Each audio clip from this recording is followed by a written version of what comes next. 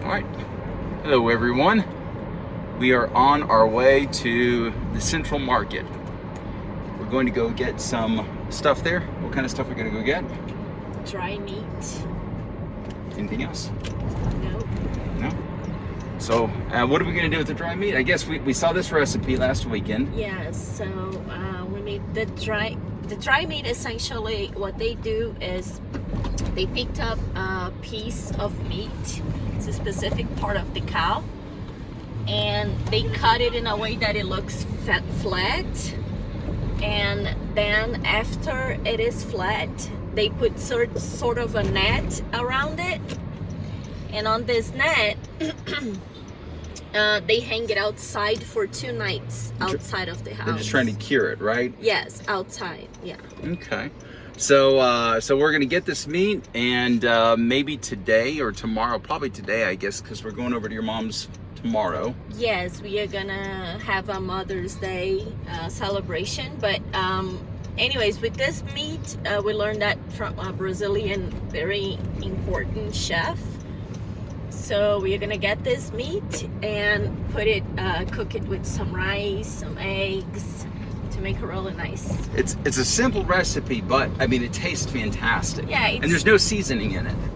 No, pretty Just much salt? it's just salt, water, and meat. That's incredible. So we tried this recipe last weekend at a food festival, and it was really amazing. I mean, one of the things I've been kind of impressed with here in Brazil is just that what Brazilians would call poor people food or simple food is like really gourmet. I mean, like some of this stuff you could sell it and make a ton of money in United States on a food truck. Yeah, definitely. So, and very healthy as well. yeah, that's true. Yeah, it's actually pretty healthy. So anyways, we're on our way to the Central Market, and just wanted to share with you what it's going to be like going to Central Market. Do all cities have a Central Market, or? Pretty much all Brazilians' food has Central Market, which is a market that sells food essentially from that state.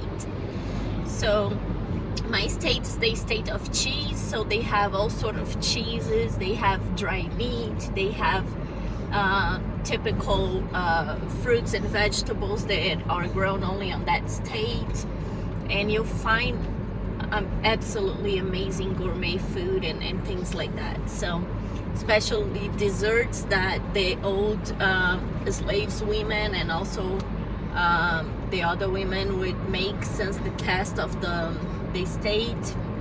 Traditional food from every state you'll find in Central Markets, and you find crazy things there. Also untraditional foods, like things like jalapeno. We find jalapenos there. We find What they would say, like stuff. what you would say here, maybe like international foods. Not much. International, it's more like on Verde Mar. Oh, that's true. But the thing is, they like, if you have peppers there, you better expect to find all sort of peppers that they can possibly find in the world in there, because they like diversity a lot. So as an American going to the Central Market, my first impressions is that it's kind of like what we would think of as a bazaar. And it's just a lot of different kinds of everything you can possibly think of. So you'll get a sense of it whenever we do the video there, record it there. It's pretty cool. I mean, it's actually entertaining. It's certainly an experience. If you get to come to Brazil, you go to a big city, you gotta go do the Central Market. So anyways, we're on our way over there, and we'll check back in shortly.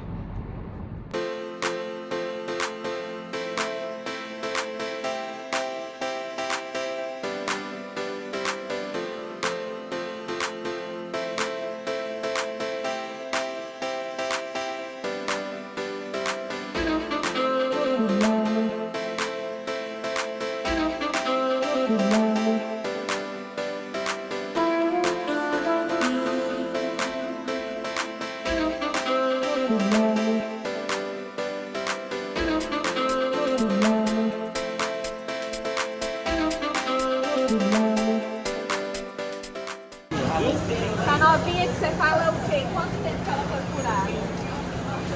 Ela é nova. Ela tem a maior vida. the meat we are looking for. That they use to do it, to do the thing. It's $49.90 the kilo. Okay.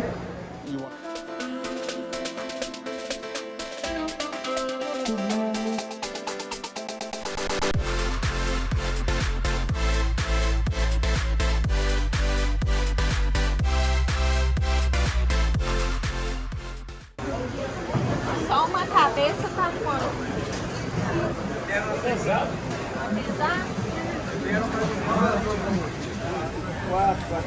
Dá uma cabeça, essa tá bonita, ó.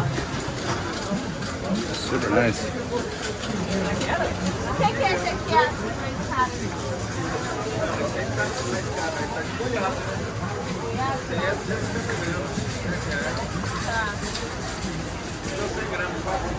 Mas é da mesma qualidade de alho. So that's what I was talking about, the peppers. They have all sort of peppers. Huge, like these are like all made. Look at the seasonings. These are all like made at local farms, aren't they? Yeah. Just recorded close by so they can see all of the seasonings on it. Wow, those look fantastic. Nuts, fresh nuts, pepper. This is butter. Look at this butter. It's a very, very nice butter. They call it the bottle butter because it's a butter with a special amount of fat that gives a really, really nice flavor to meat. Is it sweet or what? What does it taste like? It's just, it enhances the meat flavor very much. It's pretty nice. Wow, look at all that. These are sweet that they make. This is probably the coconut one. This is made with guava. And what is this right here? This is figs. Actually, a fig sweet thing.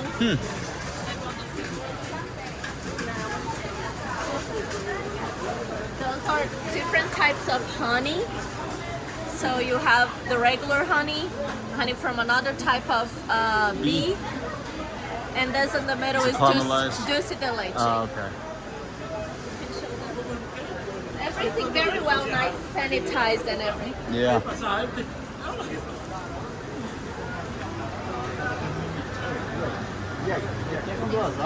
Pretty nice too.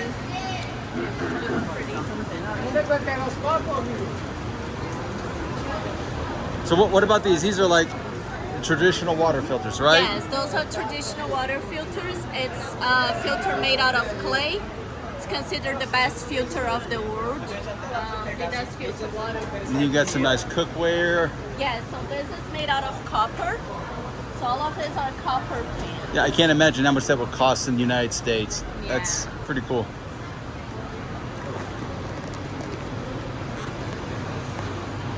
He got really serious when he realized we were recording. Yeah.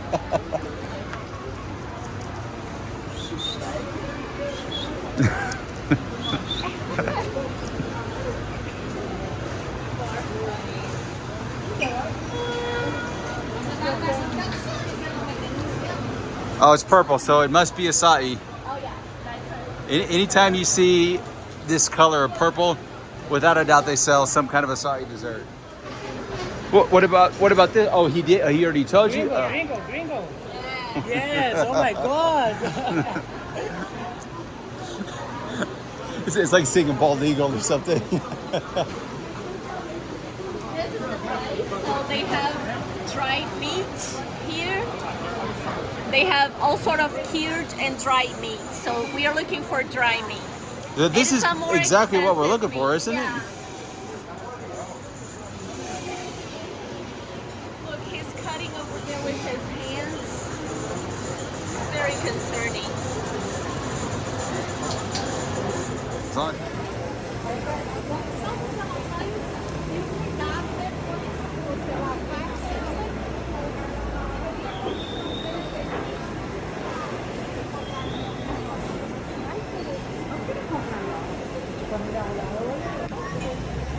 This is one of my favorite shops right here. They've got amazing stones in here, all kinds of stuff. And some of these geodes are shockingly inexpensive. Let's see, this one is 13,000. What is that, like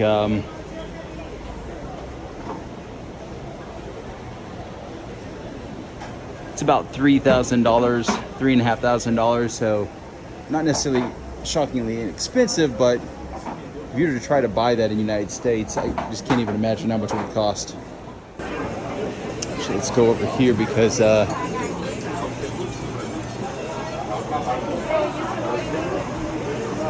something I want to show you. This is really neat over here. Got an entire area. It's nothing but animals like chickens, birds, cats and dogs, all sorts of things.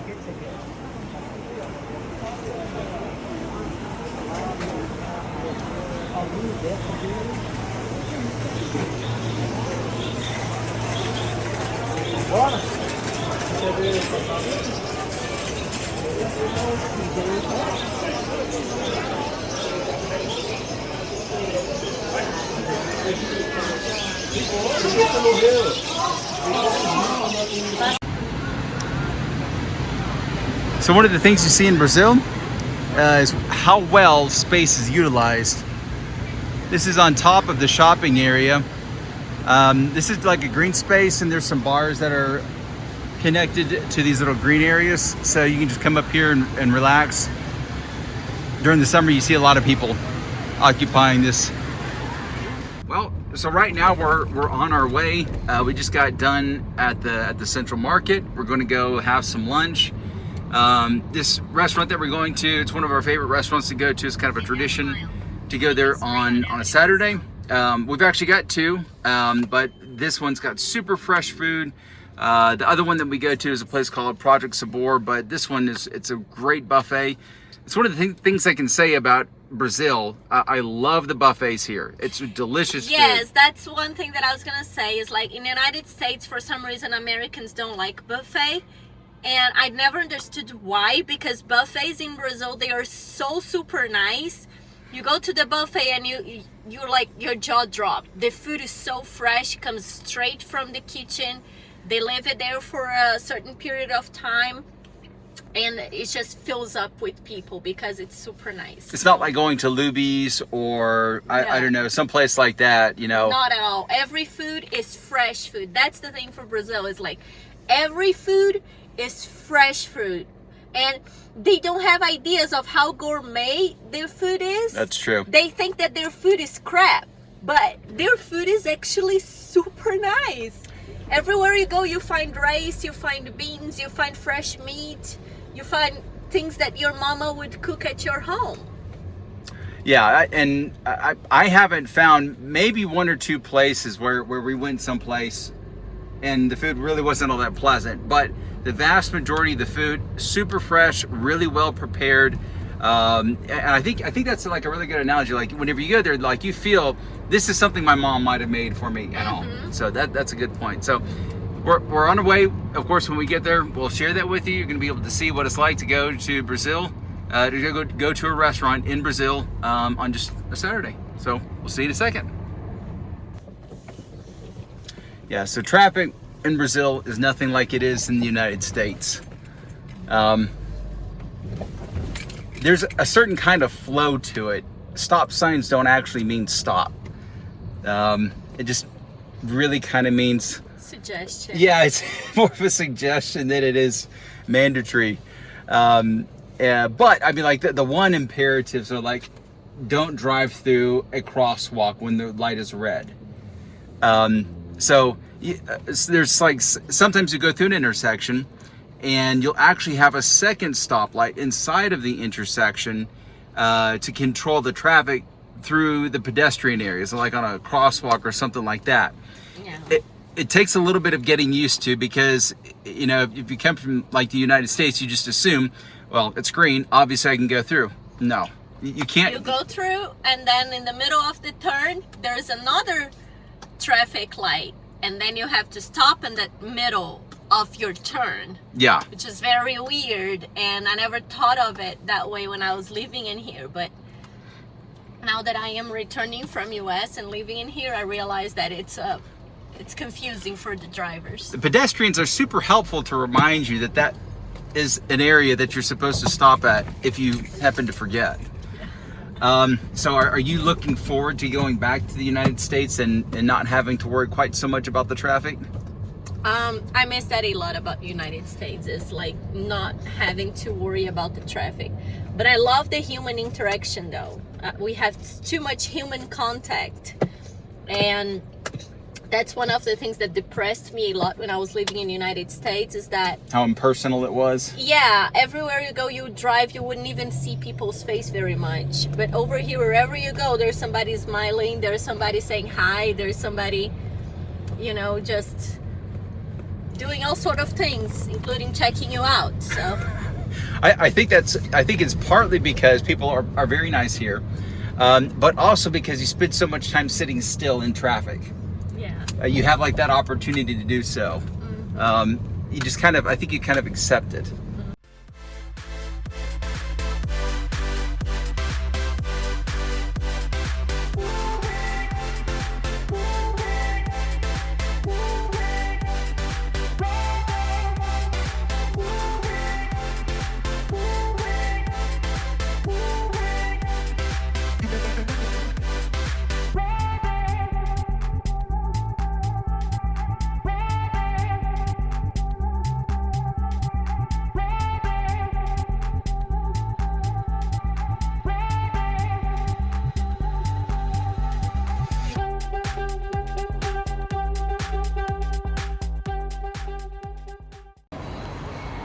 Okay, so we've got our food now. What did you get, honey? What did you get to eat? Oh, sorry, you're in the middle of a bite.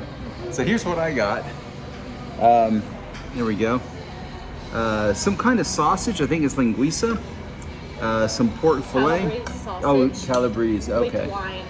Very nice. We've also got some. It's not tropero. What is that? Tropero? Okay, so tropero, and then we've got rice with bacon, because why not? Some cheese, and also some pork fillet. So super yummy stuff. What did you end up getting, honey? I got eggplant lasagna, tropero with a piece of egg because it has to have an egg on it. I got some meat. That looks delicious. Barbecued meat. It looks pretty nice. Look, some barbecue meat. One of the sausage with wine, and one pasta, like fresh made pasta, handmade. It was amazing. Amazing. It looked delicious. Mm-hmm. Okay, well, we're gonna eat. See you later. So we're done eating. We're gonna head back home and drop off the things that we got at the market and head over to the mall. We've got to do some shopping, so you get to see what that experience looks like. Going to the mall. Going to the mall in Brazil is a little bit different than what it looks like in the United States. I think it's particularly because we're inland, so there's not a lot of beaches, and you know, from what Barbara tells me, this is like a social thing. So I think what you're going to see is a lot of people who are actually dressed up more than what you would normally expect them to be. So we're gonna head over there and then we'll see you back then.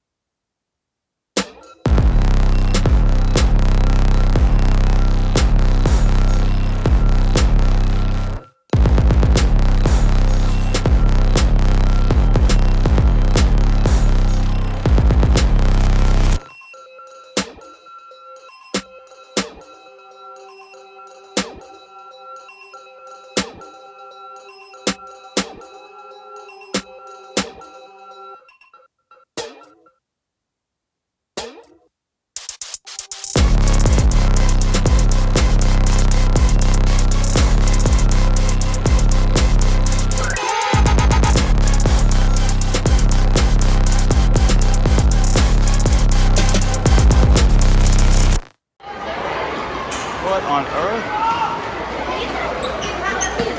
Somebody's shooting